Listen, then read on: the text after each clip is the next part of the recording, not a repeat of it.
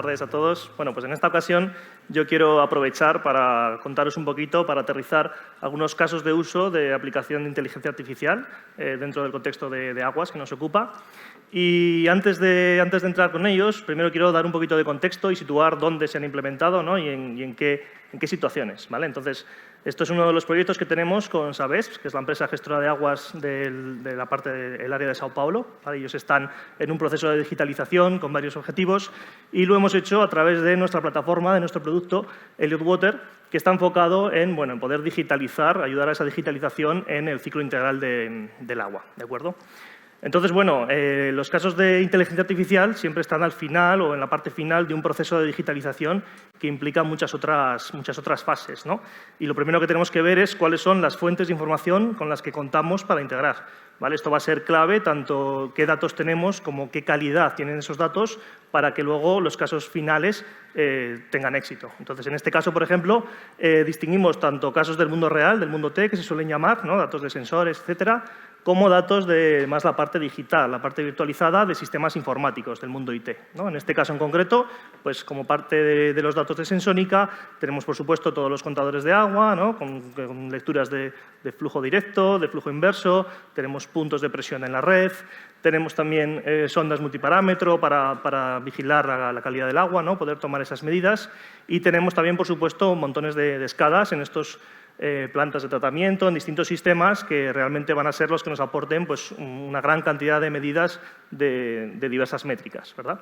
Por otro lado, en la parte de los sistemas digitales, pues tendríamos todos los sistemas de gestión propios que pueden o no estar incorporados, ¿no? En la ponencia anterior Nacho mencionaba los silos de información que muchas veces tenemos que conseguir agrupar en una plataforma horizontal para realmente poder extraer ese valor, ¿vale? Tenemos también estaciones meteorológicas, datos meteorológicos también de plataformas software de terceros y diversa información que queremos integrar, ¿vale? A partir de ahí, utilizamos una plataforma para poder integrar todos estos casos de uso y también garantizar ciertos aspectos, ¿vale? Abajo veis una primera capa de integración que conseguiría obtener esos datos y almacenarlos en la plataforma, los que os he mencionado. Hay una parte también muy importante que es la homogeneización de esos datos, ¿vale? El no solamente integrar los datos, sino también integrar su semántica, ¿vale? Llamar a las cosas de la misma forma, con los mismos campos, en las mismas unidades. Esto es clave para luego poder interoperar los datos desde el caso de uso más simple de visualización en tiempo real o alertas a los casos de inteligencia artificial que veremos. Y es una parte también muy importante el tratar la calidad, ¿no? El que pasa, oye, cuando en campo un sensor deja de emitir datos, se queda el dato bloqueado y empieza a repetir el mismo, o empezamos a tener nulos. Todo este tipo de problemas de calidad de la información, pues es necesario solventarlos cuanto antes para luego garantizar la calidad, ¿no? De esos modelos y de esos outputs que van a salir de los modelos de inteligencia artificial. Y por último, es también importante tener la capacidad de definir pues, nuevas reglas, nuevas métricas o reglas de negocio que nos permitan, por ejemplo, sacar medias de varias métricas que llegan a la plataforma o ser capaz de distinguir cuál es la mejor fuente de un dato a partir de varias medidas para, de nuevo, pues, mejorar la calidad de esos datos de entrada a los modelos de inteligencia artificial, ¿vale? Entonces, voy a pasar ya a mostraros algunos ejemplos de ejemplos, distintas implementaciones de inteligencia artificial variadas, ¿vale? Yo quería empezar con uno bastante simple, porque a veces tenemos la impresión que los modelos de inteligencia artificial requieren un gran estudio, una gran cantidad de datos, es algo que toma su tiempo de implementar y no siempre es así, ¿vale? Uno de los modelos más básicos son los modelos de forecasting, básicamente de predicción. Uno los puede alimentar con una serie temporal o con varias series temporales que guarden relación, obtener tener un periodo de toma de datos, ¿vale? Que puede ser varios meses, puede ser varios años, va a depender también de la periodicidad de los datos que tengamos para esa señal, y a partir de ahí poder hacer una extrapolación en el tiempo, ¿no? Poder ver cómo se van a comportar en base, siempre y cuando esas medidas dependan del histórico. Entonces, aquí hay un ejemplo de aplicación donde podéis ver, en verde las medidas del sensor, en amarillo lo que el modelo está prediciendo, cómo se va a comportar, cómo él cree que se va a comportar esa métrica, y en azul pues un intervalo de confianza, ¿vale? Que obviamente se va a ajustar en función a lo bien o mal que funcione el modelo. Entonces podemos ver cómo hay datos pues, como la temperatura, que es muy cíclico, que el modelo captura bastante bien, este modelo incluso sencillo, o datos como por ejemplo el pH, que en este caso dependía más de eventos externos y que el modelo obviamente pues, no va a capturar, ¿vale? Él simplemente tiene el histórico de años pasados y no va a saber que ha ocurrido un evento externo y va a afectar a la medida, ¿vale? Este sería un primer ejemplo de inteligencia artificial muy sencillito. Y luego lo podemos ir evolucionando a otro tipo de casos, ¿vale? Un caso de uso que veremos también que se utiliza para el tercer caso que os voy a mostrar es la predicción de la demanda, ¿verdad? El tener una idea de cuál va a ser la demanda de agua para poder optimizar los procesos que regulan pues, los niveles de los depósitos de agua, entre otras cosas, ¿vale? Aquí tenemos que tener en cuenta, bueno, son modelos más elaborados que van a tener una serie de variables de entrada a partir de las cuales se va a intentar predecir esa evolución de la demanda de agua, ¿no? Obviamente vamos a tomar la demanda histórica que ha habido, pero tenemos que también hacer un estudio de qué variables son las que pueden intervenir, las que pueden y las que no pueden intervenir en esta métrica, ¿vale? De las variables iniciales, pues por ejemplo puede haber una variable que sabemos que no tiene ningún sentido que afecte a la previsión de demanda. Pues entonces no debemos incluirla en el modelo porque va a hacer que el modelo sea menos eficiente y tenga peor calidad en general. Y de la misma forma puede haber variables que no hemos tenido en cuenta desde un primer punto, que si no nos paramos a analizar que pueden ser de gran influencia en el modelo, pues nos las dejamos, ¿no? A veces tenemos la tentación de simplemente, con los datos que yo ya tengo en mi data lake, empiezo a tirar y empiezo a hacer cosas y puede convenir pararse y ver qué podemos añadir, ¿no? Por ejemplo, el calendario de días festivos es algo que puede tener una influencia muy grande en este tipo de modelos, es algo que cuesta muy poco incorporar esos datos al modelo y que si os fijáis, pues por ejemplo, en las fuentes de datos que he presentado al principio no lo he mencionado, así como algunos podrían no olvidarlo, ¿no? A salvo que haga esa analítica. Otra de las cosas que se tiene también en cuenta en estos modelos es las tendencias en distintas periodicidades, ¿no? Aquí represento en la parte de la izquierda un poco las tendencias a nivel global, la tendencia en los distintos días de la semana, en el segundo gráfico, y la tendencia también durante las horas del día, bueno, pues para cada uno de los días, ¿no? Entonces, utilizando estas componentes básicas con distintas técnicas de inteligencia artificial, se puede llegar a una predicción sobre cómo se va a comportar el nivel. Veis ahí, por ejemplo, los puntos negros son las medidas reales. La línea azul que veis es lo que el modelo estaba prediciendo, cómo se iba a comportar esa demanda. Y bueno, el intervalo de confianza también aparece en azul, ¿vale? Es también necesario entender qué estamos buscando con el modelo. Ahora vamos a ver con cuál era el caso de uso real. Porque bueno, podemos querer una visión más cualitativa, decir, bueno, pues va a haber un pico de demanda, ¿no? Como se ve en el día hacia el final. ¿Me importa mucho saber cuánto va a ser la demanda o me importa más saber que realmente va a haber un pico a pesar de que no tenga la medida cuantitativa, ¿no? De cuál va a ser el pico? Pues en este modelo ya veis que, por ejemplo, hay desviaciones, ¿no? Hay días, hay momentos en los que no se está capturando perfectamente. Bueno, el modelo no es capaz de predecir con tanta precisión cómo se va a comportar la demanda real, ¿vale? Entonces hay que tener en cuenta si esos errores son algo que nos van a impactar a nuestro caso de uso o no. Y el tercer caso de uso que quiero presentar, en el que basaríamos en bueno, ya nos ha mencionado Nacho la importancia de los costes energéticos que tienen la mayoría de este tipo de proyectos, ¿no? Y en este caso quiero presentar la gestión eficiente de un sistema de bombas, de bombeo, para regular el nivel de uno de los reservatorios, ¿vale? de tanques de agua. Entonces, el objetivo principal es el ahorro energético, por supuesto. Y lo que veis aquí, bueno, veis en azul la curva de nivel, el nivel que estamos midiendo del depósito, en cualquier caso.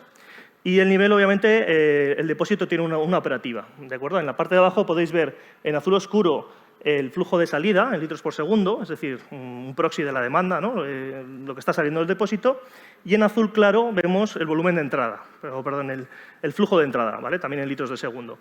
El flujo de entrada, evidentemente, responde a la operativa que nosotros implementemos. En este caso tenemos dos bombas sin variador de frecuencia, simplemente de 200 litros por segundo y podemos, pues, encender las dos, encender solo una o tener ambas apagadas. ¿Qué es lo que queremos lograr con este modelo? ¿Cómo vamos a eficientar la energía? Pues de dos formas. Por un lado, vamos a intentar disminuir el número de encendidos y apagados que tienen las bombas, vamos a intentar que funcionen de una forma más continua. Eso va a directamente disminuir los costes energéticos y también, por supuesto, los costes económicos asociados a esa operación. Pero también vamos a tener en cuenta que el precio de la energía no es constante. Todos sabemos que en función de la demanda hay periodos del día en los que la energía es más cara que en otros periodos. Entonces, si somos capaces de mover toda o parte de la operativa de las bombas de los periodos en los que la demanda de la energía es superior y, por tanto, el precio también es el más caro, a otros periodos donde la energía es más barata, vamos a conseguir también un ahorro económico en el proceso. Para lograr eso, Lo que estamos viendo aquí, lo que se calcula en los puntos morados, digamos que es el nivel óptimo, la altura mínima que el depósito tiene que tener para poder aguantar la parte fuerte de demanda sin que el nivel caiga por debajo de la región establecida en rojo, ¿vale? La región establecida en rojo son las consignas donde queremos que esté el nivel de nuestro depósito, no queremos que pase de 5 metros para la desbordación ni que baje por debajo de 1,5 metros para el nivel de seguridad. Y bueno, pues ahí veis, el morado ya nos ha dado la previsión de para el siguiente día dónde tenemos que lograr que como mínimo esté el nivel del depósito antes de que empiece ese momento del día, que es cuando la energía está cara y cuando no queremos que caiga por debajo o hacia la región roja. Y por otro lado, veis en rojo también la previsión de cómo se va a vaciar el depósito en el peor de los casos desde la medida actual, ¿vale? Entonces, en este punto lo que hace el modelo básicamente es, a partir de la predicción de demanda que habíamos visto con el modelo anterior y del histórico de operativa de cómo se ha comportado el reservatorio, el depósito de agua, predecir ese punto morado, ese objetivo al que tenemos que llegar antes de esa hora, ¿de acuerdo? Y bueno, el paso final es realmente cómo llegamos ahí, ¿no? ¿Cuál es la operativa? ¿Qué bombas tengo que encender? ¿Cuántas? ¿Y durante cuánto tiempo? Para ahorrar la máxima energía y el máximo dinero, pero logrando no tener problemas operativos, ¿no? Logrando siempre llegar a ese punto. Y para ello vemos aquí un poquito cómo funciona la operación, ¿vale? Esto está hecho con aprendizaje reforzado. Voy a explicar un poquito cómo funciona el modelo. En la parte de abajo, básicamente, veis en puntos rojos lo que el modelo sugiere que hicieras con las bombas, ¿vale? En la parte final está en verde porque es una sugerencia y luego tenemos en azul claro lo que el operador realmente ha hecho, ¿vale? Hay veces que no se alinean, pues bueno, porque el operador sabe alguna cosa más que el modelo no conoce o porque decide por algún otro motivo pues, realizar otra operativa, ¿de acuerdo? En la parte de arriba tenemos el nivel y ¿cómo implementamos esto? Pues básicamente le dejamos tomamos un histórico.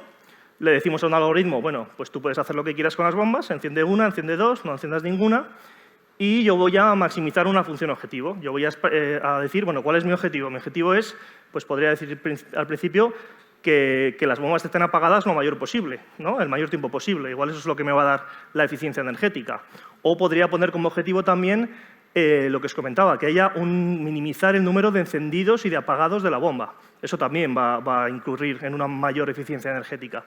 Entonces yo a esa función objetivo, pues bonifico esas cosas, bonifico los periodos en los que no hay ninguna bomba encendida o solo hay una y penalizo los periodos en los que, o penalizo el número de encendidos y de apagados que las bombas tienen que hacer, ¿vale? De esa forma, el modelo igual me diría, pues deja las bombas apagadas todo el rato y voy a tener la eficiencia máxima. Entonces, evidentemente, tengo que penalizar también los momentos en los que el nivel del depósito está fuera de las consignas establecidas, ¿vale? Esa va a ser una parte también que se puede parametrizar, ¿no? Podríamos decir, bueno, en el momento que pases del límite te meto una penalización muy gorda. O no, lo hago con un gradiente y según te vas acercando al límite te empiezo a penalizar, ¿no? Y eso se traduce en ¿qué me importa más a mí como operador? ¿Prefiero maximizar la eficiencia incluso aumentando un poquito el riesgo de tener algún problema operativo? ¿O quiero no acercarme nunca al límite y garantizar que no tengo problemas operativos a pesar de que igual no hago el ahorro máximo energético? Bueno, pues estos son parámetros que uno puede elegir cuando está implementando estos modelos. Entonces, en este caso, con esos parámetros que os decía, se identifica, ya se define la función objetivo, se coge un histórico, se le deja al modelo que aprenda, que pruebe cosas, según lo que va probando, ve los valores de la función objetivo, si suben o bajan, y bueno, es una técnica bastante estándar de inteligencia artificial, y con eso se implementa al final un algoritmo al que tú ya le puedes alimentar con nuevos inputs, con los inputs del futuro, del presente, y él te va a decir pues cómo cree que se tienen que comportar las bombas, ¿vale? Y entonces, por último, sí que quería dar unas conclusiones, ¿no? más igual aterrizadas de qué se logra con este tipo de modelos, ¿vale? En este caso, para este proyecto en concreto que os decía, que es una cosa bastante específica para la gestión de un depósito concreto, pues bueno, conseguimos un ahorro energético de en torno al 10% en el proceso, ¿vale? Se implementó, esos son datos del año pasado, se implementó a finales de mediados del año pasado, un ahorro económico de unos 15.000 reales brasileños al mes, ¿vale? Que son unos 3.000 dólares mensuales, perdón, en esta operativa. Y también premiaron, bueno, con un premio interno que tiene el personal de SABES también para promocionar pues bueno, este tipo de casos de uso que buscan la eficiencia, ¿no? Y también temas de sostenibilidad bueno, pues el equipo interno de Savés con el que colaboramos para implementar este caso de uso, pues logró también el reconocimiento interno de la empresa. ¿Vale? Entonces, bueno, espero que os haya ayudado a aterrizar posibles casos de uso, ver por dónde se pueden mover las cosas y muchas gracias por la atención.